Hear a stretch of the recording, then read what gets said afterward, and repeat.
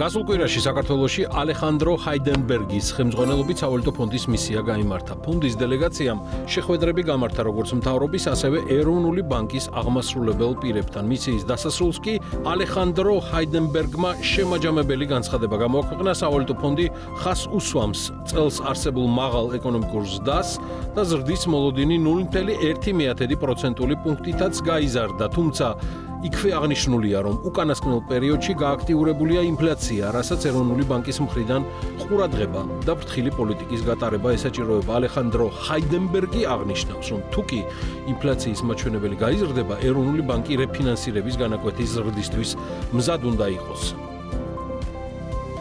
გასულ კვირაში ეროვნული ბანკის მონეტარული პოლიტიკის კომიტეტმა რეფინანსირების განაკვეთი უცვლელად 8%-ზე დატოვა. ეროვნული ბანკი მიუთითებს, რომ იმის მიუხედავად, რომ ნოემბერში ინფლაცია წინა თვესთან შედარებით 0.4% პუნქტით 4.8%-მდე შემცირდა, მაინც მნიშვნელოვანია განაკვეთი 8%-იან ნიშნულზე შენარჩუნდესო. 2025 წლის ნოემბერში ქვეყანაში შემოსული ფულადი გზავნილების ნაკადების მოცულობამ 298 მილიონ 390,000 დოლარს მიაღწია. ეს თითქმის 12%-ით მეტია შარშანდელი ნოემბრის ანალოგიურ მაჩვენებელზე. საქართველოს ეროვნული ბანკის მონაცემების თანახმად, ნოემბერში ყველაზე მეტი თანხა საქართველოში კვლავ შეერთებული შტატებიდან გადმორიცხეს, რაც 58 მილიონ დოლარს შეადგენდა. წლიური ზრდა 16%-ია. მეორე პოზიციას იტალია იკავებს 50 მილიონით, საიდანაც ფულადი გზავნილი ნაკადები 11%-ით გაიზარდა. რუსეთი კი კვლავ მესამე პოზიციაზეა 38 მილიონი დოლარით. ამასთან რუსეთიდან გზავნილების მოცულობა წინა წელთან შედარებით 29%-ით გაიზარდა.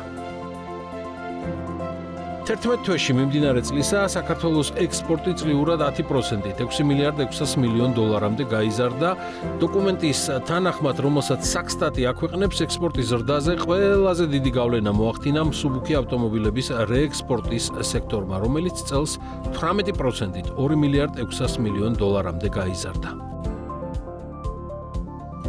როგორც მოსალოდნელი იყო, თბილისის ბიუჯეტის საბოლოო პროექტით მერიის ხარჯები მომდევნო წელს 2 მილიარდ 190 მილიონი ლარი იქნება, რაც პირვანდელ ბიუჯეტთან შედარებით 111 მილიონი ლარით მეტია, თუმცა 2025 წლის მოქმედ ბიუჯეტთან შედარებით 160 მილიონი ლარით ნაკლები. ამასობაში მიკროსაფინანსო ორგანიზაცია რიკო ექსპრესმა 200 მილიონი ლარის ობლიგაციებიც გამოუშვა. ახალი ფასიანი ქაღალდების გამოშვება პროექტ აწარმოეს საქართველოში კაპიტალის ბაზრის მხარდაჭერის პროგრამის ფარგლებში და საბროკერო კომპანია Foresight Brokers-ის მხარდაჭერით განხორციელდა. ემისიის შედეგად მოზიდული თანხით რიკო ექსპრესი 2023 წელს გამოშვებული 130 მილიონი ობლიგაციის რეფინანსირებას და საკრედიტო პორტფელის გაფართოებას გეგმავს. ბონდის ვადიანობა 5 წელი, განაკვეთი კი ტიბრს + 3%.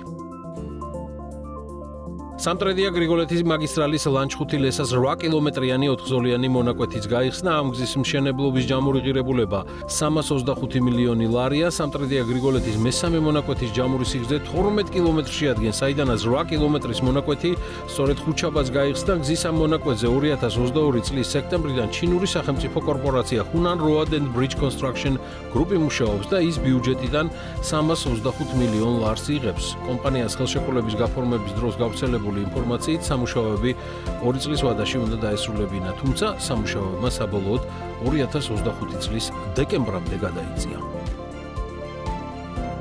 აზერბაიჯანიდან საწვავით დატვირთული პირველი სარკინიგზო შემადგენლობა პარასკევს დაიძრა, რომელმაც ტვირთი საქართველოს გავლით სომხეთში უნდა ჩაიტანოს. აზერბაიჯანული გამოცემა აპას ინფორმაციით სარკინიგზო შემადგენლობა სომხეთისკენ მიემართება და შემადგენლობას 1220 ტონა 95 მარკის ბენზინი გადააქვს და ის 22 ვაგონისგან შედგება. საქართველოს აღნიშნულ ტვირთს მოსაკრებლის გარეშე გაატარებს, რის შესახებაც მთავრობამ სპეციალური განკარგულებაც გამოსცა. საერთო ჯამში საქართველოს საგამონაკლისო წესით 2600 ტონა აზერბაიჯანულ საწვავს მოსაკრებლის გარეშე გაატარებს სომხეთში.